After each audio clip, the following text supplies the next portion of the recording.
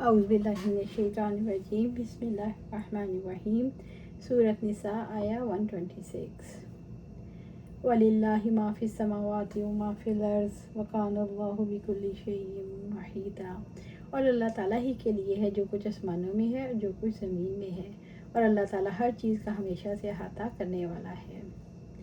یعنی ساری کائنات اللہ تعالیٰ کی مملوک ہے، اس کی غلام ہے اور اس کی مخلوق ہے، اس میں اس کا تصرف اور اختیار ہے، اور اللہ تعالیٰ ہر چیز کا ہمیشہ سے احاطہ کرنے والا ہے۔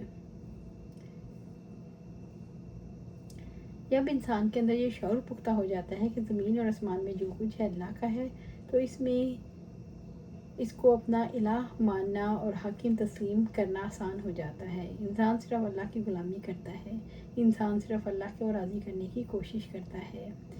محیط، اللہ تعالیٰ نے آسمان اور زمین کی ملکیت سے اپنے محیط یعنی گھیرنے والا ہونے کا شعور دلایا۔ سورۃ نساء آیا 127۔ عائشہ رضی اللہ تعالیٰ عنہ نے بیان کیا کہ آیت ایک ایسے شخص کے بارے میں نازل ہوئی، اگر اس کی پرورش میں کوئی یتیم لڑکی ہو اور اس کا ولی اور وارث بھی ہو، اور لڑکی اس کے مال میں حصے دار ہو، یہاں تک کہ کھجور کے درخت میں بھی، اب وہ شخص خود اس لڑکی سے نکاح کرنا چاہے کیونکہ اسے یہ پسند نہیں کسی دوسرے سے اس کا نکاح کر دے، وہ اس کے مال میں حصے دار بن جائے جس میں لڑکی حصے دار تھی، اس وجہ سے اس لڑکی کا کسی دوسرے شخص سے وہ نکاح نہ ہونے دے، تو ایسے شخص کے بارے میں آیت نازل ہوئی۔ وَيَسْتَفْتُونَكَ فِي النِّسَاءِ، اور لوگ آپ سے عورتوں کے بارے میں فتویٰ پوچھتے ہیں۔ قُلِ اللَّهُ يُفْتِيكُمْ فِيهِنَّ، آپ کہہ دیں کہ اللہ تعالیٰ تمہیں ان کے بارے میں فتویٰ دیتا ہے۔ اللہ تعالیٰ نے عورتوں کے بارے میں ظلم سے روکا اور ہر حصہ دار کا حصہ مقرر کر دیا۔ ابن عباس فرماتے ہیں جاہلیت میں دستور تھا اگر کوئی شخص یتیم بچی کا ولی بننا چاہتا تو اس پر کپڑا ڈال دیتا، پھر دستور کے مطابق کوئی اسے نکاح نہیں کر سکتا تھا۔ اگر وہ حسین ہوتی اور خود ولی اس کی طرف مائل ہوتا تو اسے شادی کر لیتا اور اس کا مال کھاتا، اور اگر بدصورت ہوتی تو مرتے دم تک بٹھائے رکھتا، جب مر جاتی تو اس کا وارث بنتا۔ اللہ تعالیٰ نے اس کو حرام قرار دیا اور اسے لوگوں کو روک دیا۔ وَمَا يُتْلَىٰ عَلَيْكُمْ فِي الْكِتَابِ فِي يَتَامَى النِّسَاءِ، اور اس کتاب میں جو تم پر پڑھا جاتا ہے یتیم عورتوں کے بارے میں ہے۔ عائشہ رضی اللہ تعالیٰ فرماتی ہیں اس آیت میں کہا گیا جو اس کتاب سے یتیم عورتوں کے بارے میں تمہیں سنایا جاتا ہے یعنی سابقہ احکام، تو اس سے مراد سورۃ نساء کی سابقہ آیت ہے، یعنی وَإِنْ خِفْتُمْ أَلَّا تُقْسِطُوا فِي الْيَتَامَىٰ اللَّاتِي لَا تُؤْتُونَهُنَّ مَا كُتِبَ لَهُنَّ، جن کو تم وہ نہیں دیتے جو ان کے لیے فرض کیا گیا ہے، اس سے مراد جو کچھ ان کے مہر اور میراث میں ہے اس سے فرض کیا گیا ہے ان کو دو۔ وَتَرْغَبُونَ أَن تَنكِحُوهُنَّ، اور تم رغبت رکھتے ہو کہ ان سے نکاح کرو، جو یتیم عورتوں کے مال اور خوبصورتی میں رغبت کرتے ہیں بغیر انصاف کے ان کے ساتھ نکاح نہ کریں۔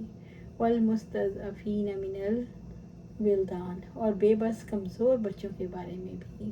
جاہلیت میں چھوٹے بچے اور بیٹیوں کی جائیداد میں حصہ نہیں دیا جاتا تھا، اللہ تعالیٰ نے یہاں سے روک دیا۔ وَأَن تَقُومُوا لِلْيَتَامَىٰ بِالْقِسْطِ، اور یہ کہ تم یتیموں کے بارے میں انصاف پر قائم رہو۔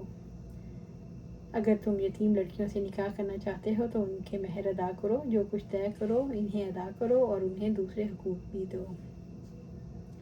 وَمَا تَفْعَلُوا مِنْ خَيْرٍ فَإِنَّ اللَّهَ كَانَ بِهِ عَلِيمًا، اور جو بھی تم بھلائی کرو گے تو بلا شبہ اللہ تعالیٰ ہمیشہ سے اس کو خوب جاننے والا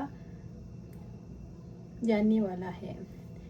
اس کے ذریعے اللہ تعالیٰ نے ایمان والوں کو یقین دلایا تمہارے اعمال ظاہر نہیں ہوں گے، اللہ تعالیٰ اس کو خوب جانتا ہے، اس نے ان کا ریکارڈ تیار کروا رکھا ہے۔ اللہ تعالیٰ نے یتیم لڑکیوں کو نکاح میں لانے کی رغبت کی، ان سے اپنے علیم ہونے کا شعور دلایا۔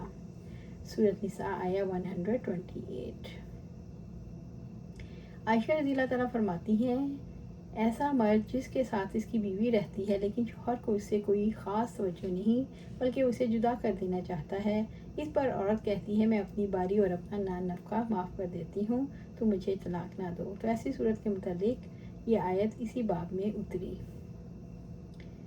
وَإِنِ امْرَأَةٌ خَافَتْ مِنْ بَعْلِهَا نُشُوزًا أَوْ إِعْرَاضًا، اور اگر کوئی عورت اپنے شوہر سے کسی قسم کی زیادتی یا بے رخی کا خوف رکھے عورت شوہر کی طرف سے زیادتی اور بے رخی کا اندازہ کیسے لگاتی ہے؟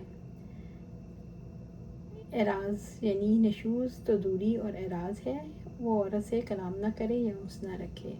فلا جناح علیہما ان یصلحا بینہما صلحا، ان دونوں پر کوئی گناہ نہیں کہ دونوں آپس میں کسی طرح صلح کر لیں۔ وَأَصْلُهُ خَيْرٌ، اور صلح بہرحال بہتر ہے۔ مرد اور عورت کی صلاح کے بارے میں فرمایا صلح بہتر ہے کیونکہ ازدواجی تعلق عظیم روابط میں سے ہے اور اس کا حق بڑا ہے اور یہ معاہدہ مضبوط معاہدوں میں سے ہے۔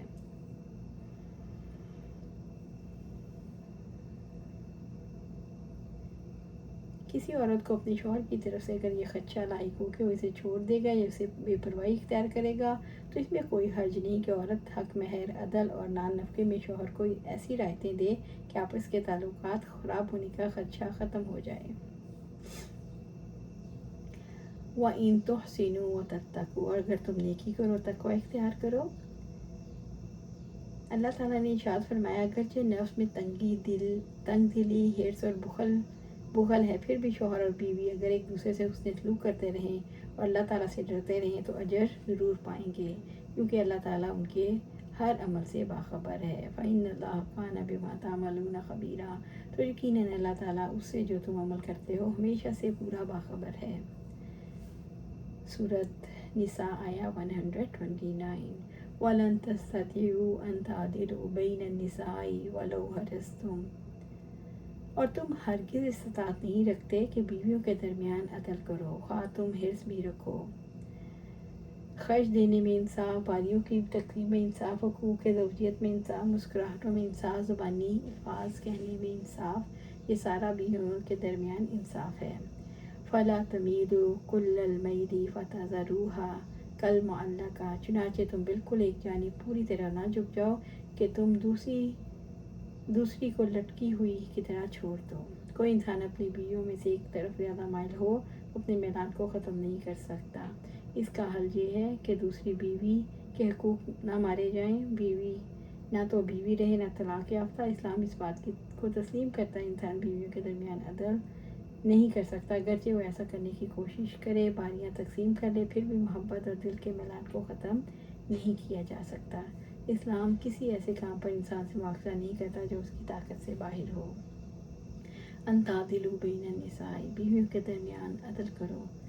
دلی ملان کے باوجود عدل کرتے تھے۔ آپ صلی اللہ علیہ وسلم ام المومنین عائشہ رضی اللہ عنہا فرماتی ہیں مسلمانوں کو یہ معلوم تھا کہ آپ صلی اللہ علیہ وسلم کو زیادہ محبت عائشہ رضی اللہ عنہا سے ہے، پس جب ان میں سے کسی کے پاس کچھ ہدیہ ہوتا اور چاہتا کہ وہ رسول اللہ صلی اللہ علیہ وسلم کو دے تو وہ اس کو روک لیتا، یہاں تک کہ جب آپ صلی اللہ علیہ وسلم ام المومنین عائشہ کے گھر ہوتے تو وہاں ہدیہ بھیجتے۔ وَإِن تُصْلِحُوا وَتَتَّقُوا فَإِنَّ اللَّهَ كَانَ غَفُورًا رَحِيمًا۔ وَإِن تُصْلِحُوا، اگر تم اپنے معاملات درست کر لو اور اپنی استطاعت کے مطابق بیویوں کو برابری کرتے رہو، وَتَتَّقُوا، اللہ سے ڈر جاؤ، فَإِنَّ اللَّهَ كَانَ غَفُورًا رَحِيمًا، تو بلا شبہ اللہ تعالیٰ ہمیشہ سے بےحد بخشنے والا، نہایت رحم والا ہے۔ اللہ تعالیٰ نے اپنے غفور اور رحیم ہونے کا شعور دلایا کہ اللہ تعالیٰ نے پورا عدل کرنے کی کوشش کے باوجود نہ کر پانے پر اپنے غفور اور رحیم ہونے کا شعور دلایا تاکہ ایک سے زائد بیویوں کے درمیان عدل کر سکیں۔ سورۃ نساء آیہ 130۔